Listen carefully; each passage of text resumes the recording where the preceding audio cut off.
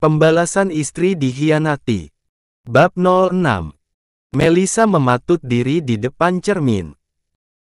Memandangi setiap inci dari wajahnya, baginya dia cantik, bahkan sangat cantik dengan wajah putih mulus tak berjerawat sedikit pun. Bibir tipis dan mata sipit, jika dengan selingkuhan Alvan tak ada apa-apanya dibandingkan Melissa. Di mana letak kekurangannya? Apa karena dia belum bisa memiliki anak? Tapi Melissa tidak mandul, dia sedang menjalani pengobatan dan kini sudah sembuh, hanya butuh kesabaran untuk bisa memiliki anak. Tapi nyatanya Alvan tak bisa bersabar dan memilih mendua dari Melly. Melissa menghempaskan tubuhnya di atas ranjang empuk kasur apartemennya. Meskipun tak sebesar kasur di rumahnya, tapi Melissa cukup nyaman tinggal di apartemen seorang diri. Melissa memejamkan matanya yang sudah sangat lelah bekerja seharian ini. Pagi ini Melissa sudah bersiap untuk ke kantor. Melissa tengah mengenakan handuk kimononya lalu berkutat dengan alat-alat make up. Hari ini riasan di wajahnya sedikit mencolok. Dia mengeluarkan baju dress berwarna hitam pekat untuk menggambarkan apa yang terjadi pada dirinya saat ini. Memberi pewarna bibir merah dan sedikit menyapu pipinya dengan perona pipi berwarna pink. Kini dia sudah tampil cantik. Jika biasanya dia hanya mempoles wajahnya dengan riasan natural, beda dengan hari ini Melissa ingin terlihat seksi di mata siapa saja. Biarkan semua mata memandangnya. Minat siapa suruh Alvan meninggalkannya dan lebih memilih J** Lang yang tak jelas itu.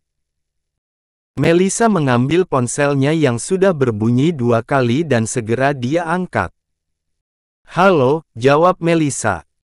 "Selamat pagi Bu, untuk sertifikat rumahnya sudah bisa diambil hari ini Bu," ucap seseorang di seberang sana. Melissa meminta pengalihan namanya untuk sertifikat rumah tersebut karena dia masih istri sah Alvan dan dia yang sudah melunasinya.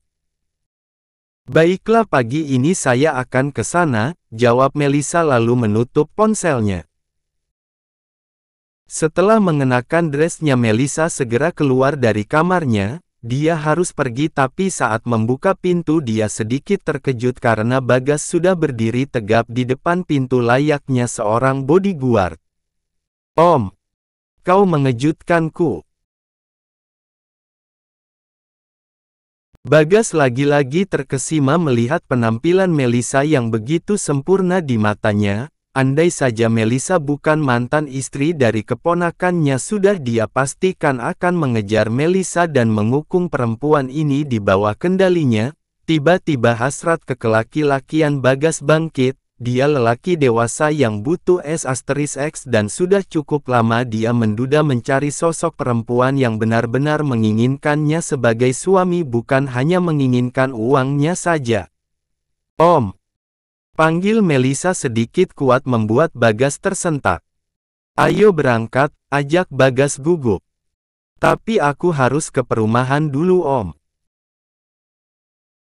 "Aku antar," jawab Bagas tak ingin dibantah membuat Melissa mengulum senyumnya. Melissa bisa melihat aura ketertarikan Bagas padanya, bahkan Melissa bisa merasakan perhatian Bagas, tapi Melissa tak ingin berbicara masalah itu dulu. Dia masih berstatus istri Alvan, lelaki pecundang yang hanya ingin hartanya. Saat ini Melissa harus fokus untuk membalas rasa sakit hatinya pada Alvan, tapi Melissa juga tak bisa menampik pesona Bagas. Lelaki bertubuh tegap dan berkulit kuning langsat ini sangat menarik. Duda tanpa anak ini dengan cepat menarik simpatinya. Peduli setan kalau dia paman Alvan. Jika Bagas memiliki hati padanya akan dia ladeni dengan senang hati. Selain tampan, kaya Bagas bisa membuat Alvan semakin sakit karena hubungan mereka, dan itu yang diinginkan Melissa saat ini. Untuk cinta Melissa tak begitu percaya lagi karena dia sudah disakiti Alvan. Biarlah waktu yang menjawabnya. Jika memang jodoh, Tuhan akan mempererat hubungan mereka. Ini tanda terimanya, Bu. Dan ini sertifikatnya, selamat menikmati huniannya, semoga Ibu betah menempati rumahnya. Terima kasih, ucap Melisa tersenyum ramah. Jelas saja Mas Alvan dan J. Lang itu betah menunggu rumahnya karena dibeli dengan uang perusahaanku, batin Melisa. Digenggamnya sertifikat rumah tersebut dan kini tinggal menunggu waktu yang tepat untuk mendepak Alvan dan GN *-nya tersebut. Jangan bermain api denganku, Mas, karena aku bisa membakar tubuhmu, batin Melisa tersenyum manis. Om, temani aku ke kantor, aku harus menandatangani beberapa berkas proyeknya, pinta Melisa. Tapi Mel, Om bantu aku, pinta Melisa dengan wajah memelas membuat Bagas tidak tega dan akhirnya mengangguk patuh. Ada apa Mel? Kenapa ramai sekali di depan kantor? Tanya Bagas yang melihat ada kerumunan. Tidak tahu Om. Apa perekrutan karyawan baru, ucap Melisa turun dari dalam mobil. Harap tenang. Semuanya akan segera diselesaikan, ujar salah satu pegawai Melisa. Ada apa Pak Wisnu? Tanya Melisa yang baru datang. Bu. Mereka menolak dipecat karena tidak ada alasan yang jelas, bisik Pak Wisnu. Melisa tersenyum sinis melihat para penjilat Alvan dan dia sudah tahu siapa dalang dari semua ini, sudah pasti Alvan dan Fajar yang menghasut mereka, dua kakak adik yang haus akan uang. Jika kalian menolak dipecat, kalian boleh bekerja kembali dengan catatan siap untuk diperiksa oleh pihak berwajib lebih lanjut dan jika terbukti bersalah kalian siap-siap untuk masuk penjara. Saya tidak akan memberikan pertolongan apapun untuk pengkhianat, tegas Melisa. Saya tidak mau buang waktu yang tidak jelas, yang mau masuk bekerja silahkan dan pihak kepolisian akan datang segera untuk memeriksa kalian satu persatu, ancam Melisa membuat para pedemo tersebut lari, mereka tidak mau masuk penjara. Bagas melihat jelas Alvan dan Fajar yang bersembunyi dari ujung parkiran mobil. Bagas menghela nafas panjang, kenapa keponakannya ini terlalu jahat dengan Melisa. Melisa perempuan yatim piatu, seharusnya Alvan menjaganya bukan malah menyakitinya. Untuk masalah anak itu bisa dibicarakan dengan baik-baik. Terlihat Alvan mengepalkan tangannya kesal karena rencananya gagal membuat Melisa panik. Tunggu saja kebangkrutanmu Mel, kamu tidak akan bisa apa-apa tanpa aku. Aku yang memenangkan proyek tersebut dan hanya aku yang bisa menyelesaikannya, bukan kamu. Geram Alvan. Mas, bagi uang dong, aku dipecat Kak Meli tanpa pesangon ini juga karena mengikuti semua keinginanmu, ujar Fajar. Uang apa?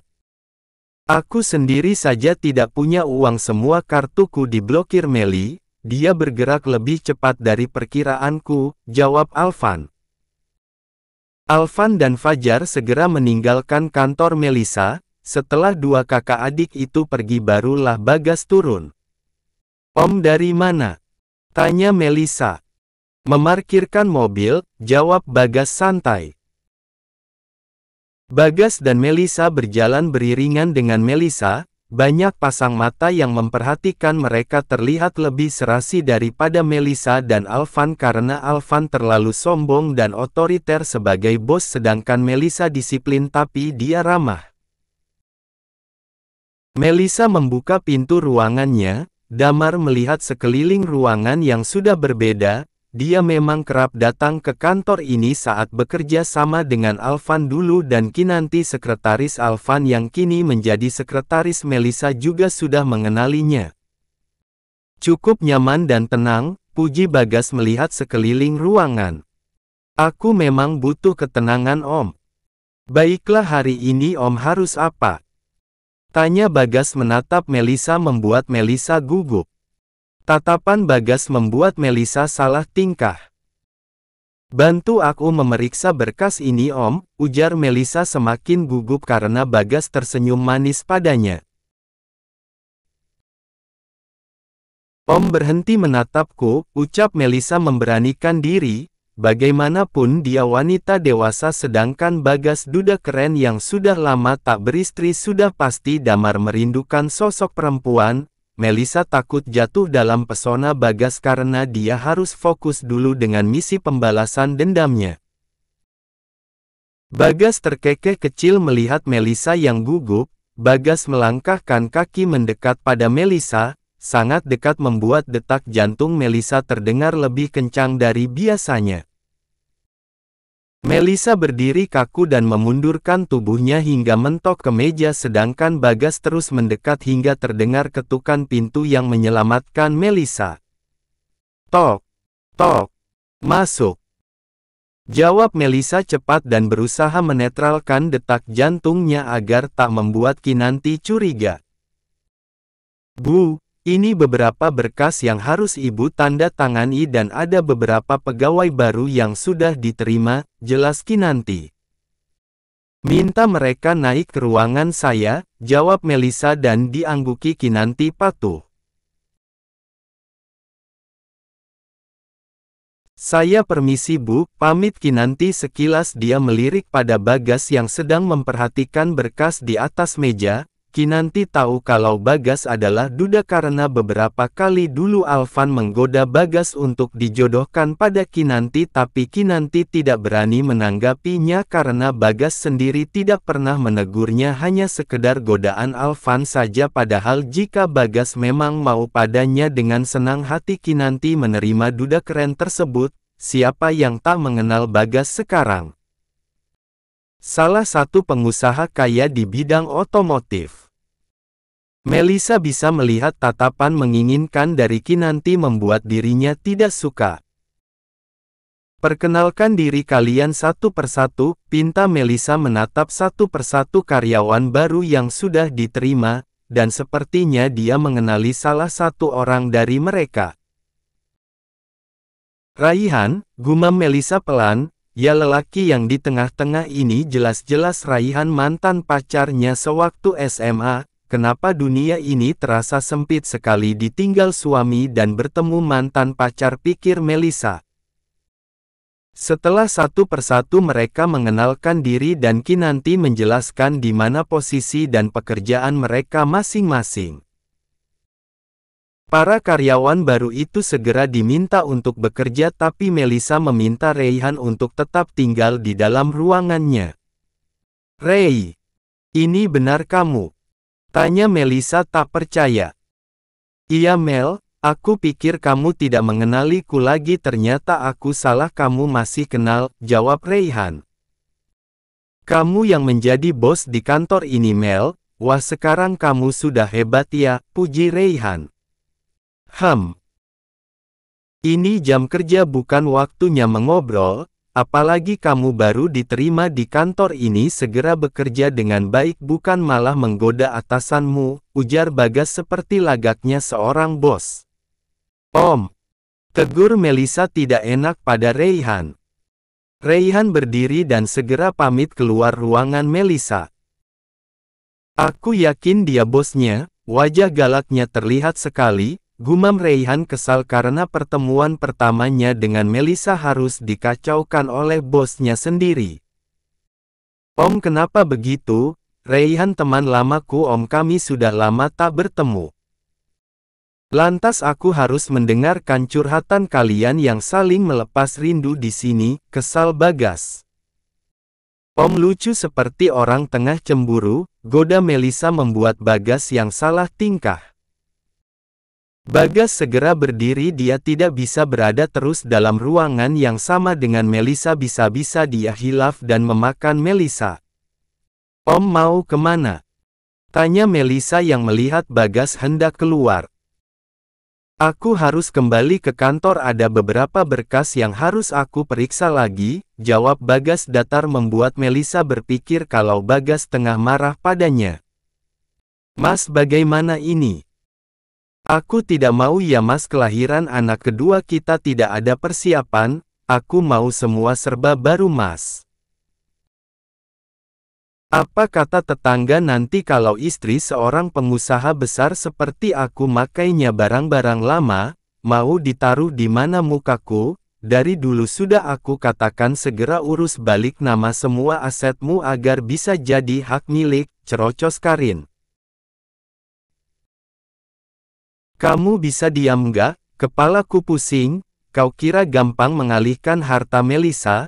Lagi pula aku terlalu sibuk mengurusimu. Bentak Alvan, dia tidak tahu harus berbuat apa saat ini karena semua uangnya sudah diblokir Meli. Mas kamu bentak aku, marah Karin. Bukan begitu maksudku Rin, aku minta kamu bersabar sebentar saja aku sedang mencari jalan keluarnya, ujar Alvan mulai melemah.